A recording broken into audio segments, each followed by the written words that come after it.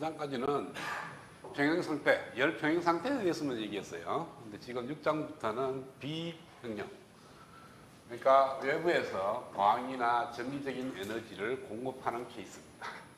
그랬을 때 캐리어들이 생성되고 걔네들이 전송을 하게 되고 최종적으로 그 캐리어가 소멸을 하게 됩니다. 재결합에 의해서. 그래서 이와 같은 관계식을 갖다가 우리가 이해해야 되는데 어떻게 전송되는지는 나중에 있는 방정식으로 시험 나올 거고요. 지금은 그 전송되는 메커니즘을 갖다가 설명하려고 해요. 먼저 캐리어의 생성하고 재결합, 전송은 좀 이따가 생각하고 생성하고 콤비네이션, 그러니까 재결합이 일어나는데 그것이 어떻게 일어나면 열적 평형 상태, 열평형 상태는 지금까지 했는 대로 서머에 의해서 제너레이션이 됩니다. 그러니까 밸런스 밴드에 있는 전자가 주변에 있는 온도에 의해서 열에 의해서 제너레이션 될 거고, 그래서 이것이 제너레이션 돼서 컨덕션 밴드에 N제로만한 캐리어가 존재하고 전자가 존재하고 밸런스 밴드에는 P제로만한 홀이 존재를 하게 됩니다. 그러면은 이것들이 계속해서 있느냐 하면은 제너레이션 되고 일부는 또 리콤비네이션이 돼서 제너레이션 되는 수하고 리콤비네이션 되는 수가 차이가 나면은 캐리어들이 변동이 일어납니다. 만약에 제너레이션이 더 많이 일어난다, 그럼 캐리어 숫자가 늘어날 거고, 반대로 리콤비네이션이 많이 일어난다 그러면 캐리어 숫자가 감소하게 될 거라고. 그래서 어떤 열적 평형 상태에서 정상 상태에 도달하게 되면은 우리가 N0하고 P0는 어떤 컨스탄트한 값을 유지를 합니다. 더 이상 증가하지도 않고 감소하지 않는다는 거죠. 그것은 제너레이션 되는 레이트와 리콤비네이션 되는 레이트가 같다는 것을 의미해요. 그러니까 올라가는 숫자하고 떨어지는 숫자가 같기 때문에 위에 있는 전자의 수는 항상 일정하다는 거죠. 이것이 썸을 익히는 상태에서의 결과예요. 그 다음에 G썸을은 열에 의해서 생성되는 캐리어 생성율인데요. 이거는 뭐냐 하면 정의가 단위 부피당, 단위 시간당 역이 되는 전자의 수를 의미합니다. 뭐 요거 빼버리면 단위 밀당, 단위 시간당 역이 되는 전자의 밀도라고 얘기를 해도 돼요. 밀도라는 개념 안에 단위 부피가 들어가 있으니까. 그러니까 그냥 단위 부피당 단위 시간당 이걸 항상 따라 본다 그랬죠. 그렇죠? 그렇고 역이 되는 전자의 수를 생성율이라고 그래서 G썸을로 쓰고, R는 요거는 재결합률이라고 그래요. 요거는 마찬가지로 단위 부피당 단위 시간당 재결합되는 전자의 수를 갖다가 의미합니다. 올라가는 수는 제너레이션, 떨어지는 수는 리콤비네이션 수다.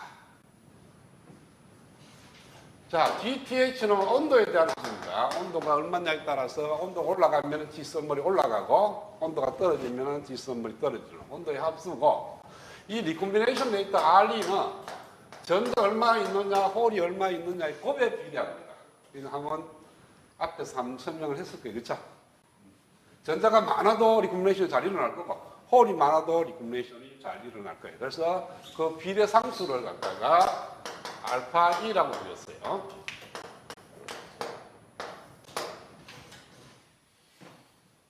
그래서 알파 E N0 P0가 리콤비네이션 레이트가 됩니다. 자, 그 다음에 우리가 알아둘 게 있는 라이프타임인데요. 뭐 전자에 대한 라이프타임, 홀에 대한 라이프타임 이런 식으로 붙는데, 라이프타임이라는 것은 생성으로부터 생성해서 재결합까지 걸리는 시간의 평균값.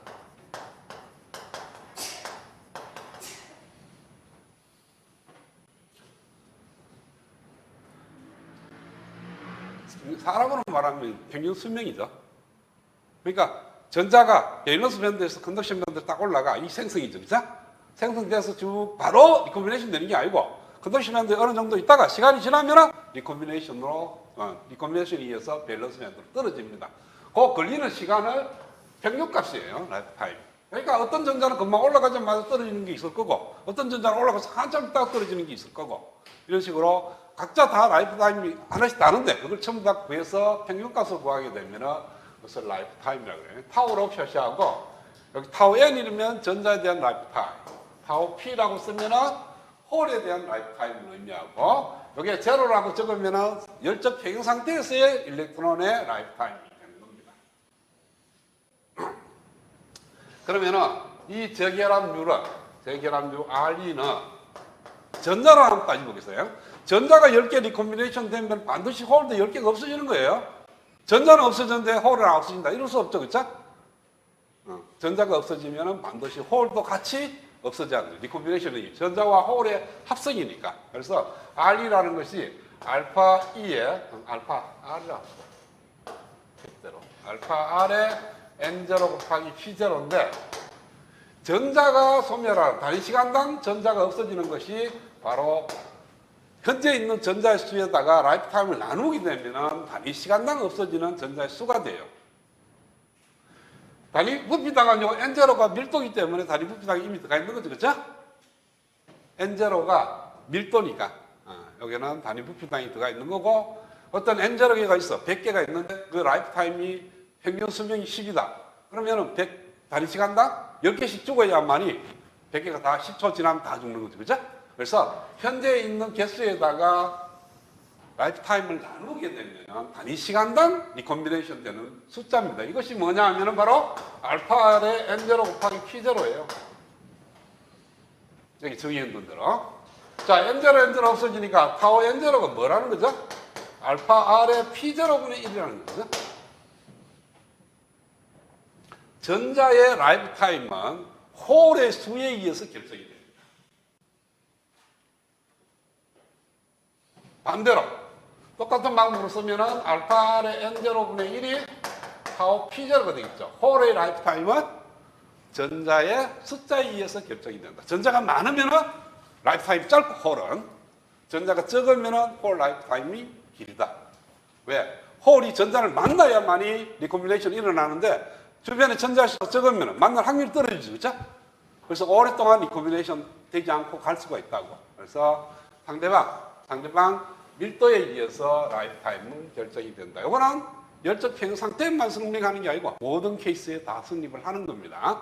그래서 어떤 알파 R의 N분의 1은 타워 P가 되고요. 타워 N은 알파 R의 P분의 1이 된다. 그러니까 요거는 썸을 리퀴블 상태에서 얘기하는 거고 요거는 비평형 상태, 난썸을 리퀴블 상태에서 설명하는 케이스인데 똑같아요. 개념은. 왜? 이거는 뭐 열적 평형 상태와 관계없이 전자가 많으면 홀이 라이프 타임이 짧아지는 거고 전자가 적으면 라이프 타임이 길어진다. 그 비례 상수는 뭔지는 모르지만 하여튼 알파라는 게 있다. 중요한 거는 전자의 라이프 타임은 홀에 의해서 결정이 되고 홀의 라이프 타임은 전자의 밀도에 의해서 결정이 된다. 이제 열적 평형 상태에서 우리가 생각해 볼 수 있는 거예요.